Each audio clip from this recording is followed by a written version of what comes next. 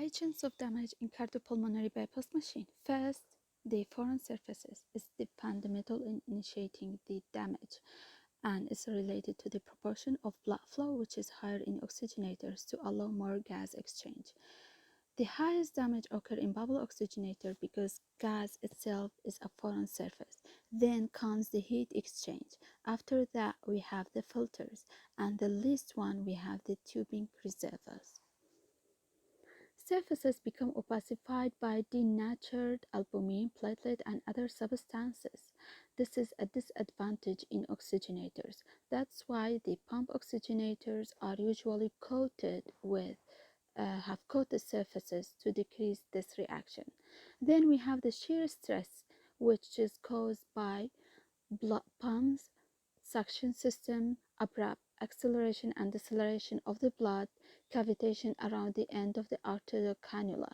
The shear stress affects on leukocytes because it is the largest foreign blood element, and normally they are exposed to non-endothelial surfaces and can do phagocytosis. The shear stress will increase leukocyte disruption, and it will increase degranulation and adherence, and it will decrease aggregation, chemotactic migration, and phagocytosis in non-disrupted leukocytes. It also affects the erythrocyte, more shear stress, more hemolysis, and there's less hemolysis when there is no pump oxygenators, and the hemolysis in the bubble oxygenators is higher than the membrane oxygenators, and the intracardiac sucker system causes damage because high shear stress, deceleration injury, and negative pressure. Now I will talk about incorporation of foreign substances. When a foreign substance enters the arterial circulation, the well-organized pathological stage of arterial thromboembolism may develop. These foreign substances include air bubbles, particulates, platelet aggregates, fibrin aggregates, and denatured protein, atheroma, and chylomicrons.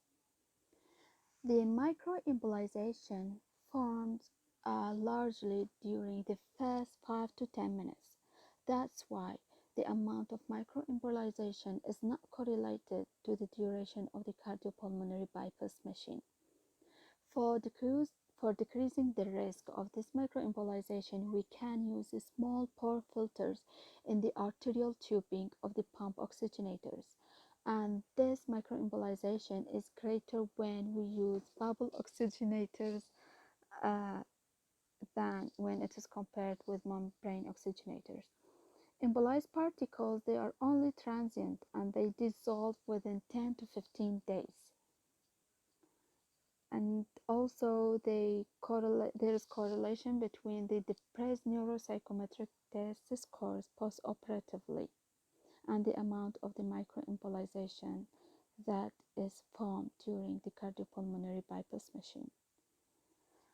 The other effect is the rapid decrease in temperature. So large temperature gradient between the water bath and the heat exchanger, rapid cooling and rewarming contributes to this effect.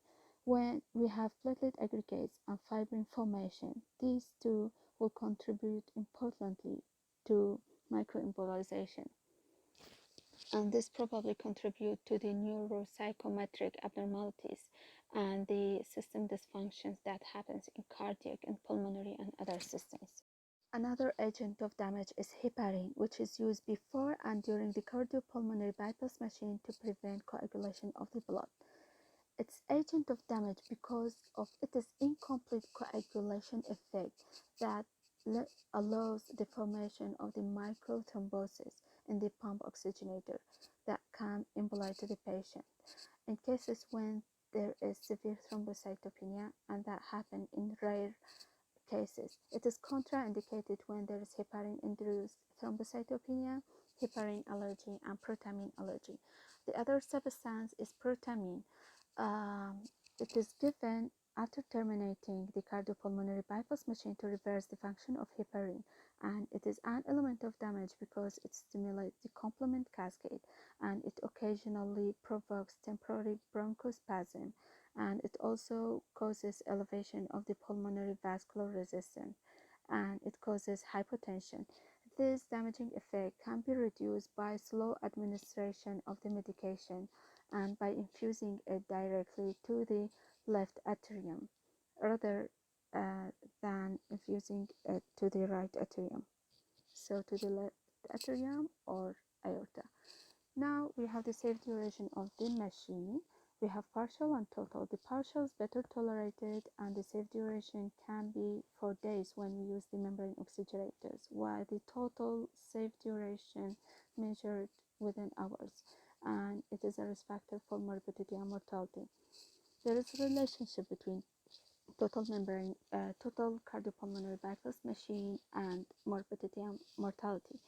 The risk factors are the type of oxygenator. The safest one is the membrane oxygenators, and when there is normothermia throughout the machine, this is also a risk factor. Also, absence of hemodilution and low venous O2 levels. Thank you for watching.